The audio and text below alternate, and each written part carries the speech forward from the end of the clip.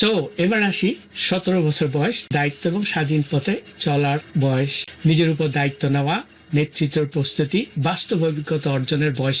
এটা এমন একটি বয়স যেখানে একদিকে আইনত আপনি একজন শিশু, অন্যদিকে বাস্তব জীবনে আপনার হাত ধরেই অনেক কিছু শুরু হতে থাকে। স্কুল ফাইনাল, কলেজের প্রস্তুতি, ইউনিভার্সিটির স্বপ্ন, সব মিলিয়ে একটা চাপের সময়। কিন্তু এই বয়সেই অনেকেই নিজের জীবনের মোড় ঘুরিয়ে দেয়। আমি এই বয়সে বাংলাদেশ রেড ক্রিসেন্টের তরফ থেকে জাপানে গিয়েছিলাম। জাপান রেড ক্রস আয়োজিত এশিয়ান ইয়ুথ লিডারশিপ প্রোগ্রামে আমি বাংলাদেশকে রিপ্রেজেন্ট করেছিলাম। এটা সম্ভব হয়েছিল নিয়মিত ভলেন্টারি কাজ করা, বন্যায় সাহায্য করা, মশক নিধন অভিযানে অংশ নেওয়া ইত্যাদি ভলেন্টারি কাজে একটি অংশগ্রহণের মধ্য দিয়ে আমি আমার ট্যালেন্ট জানিয়ে দিয়েছিলাম। একটা দেশের প্রতিনিধিত্ব করা সত্যি বলতে আমার জীবনের সবচেয়ে বড় সম্মান আর মূল্যবান অভিজ্ঞতা ছিল এটি। ডিসিপ্লিন, নেতৃত্ব, এই সফর আমার চোখ খুলে দিয়েছিল। এটাই শিখিয়েছে দায়িত্ব মানেই বোঝা না, এটা হলো প্রস্তুতির শুরু। আপনার ক্ষেত্রে বয়স 17 হলে এমন সময় আপনি চাইলে ড্রাইভিং লাইসেন্সের জন্য প্রস্তুতি নিতে পারেন। অনেক হয়তো চিন্তা করে যে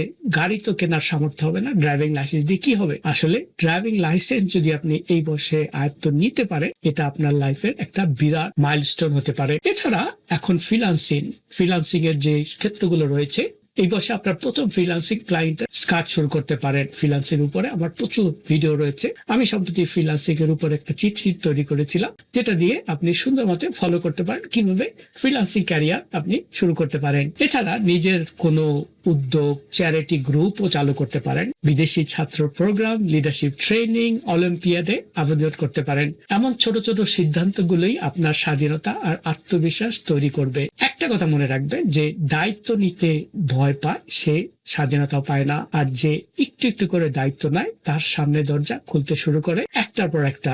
17 বছর বয়স মানেই জীবনের প্রথম প্রফেশনাল প্রস্তুতি। আজকে আপনি যে অভ্যাসটা নেবেন, সময় মতো ওঠা, নিজেকে প্রেজেন্ট করা, সিদ্ধান্ত নেওয়া, কোনো কিছু উপস্থাপনা করা, এসবই আপনার জীবনের একটা ব্যক্তিত্ব ব্র্যান্ড, পার্সোনাল ব্র্যান্ড হয়ে দাঁড়াবে।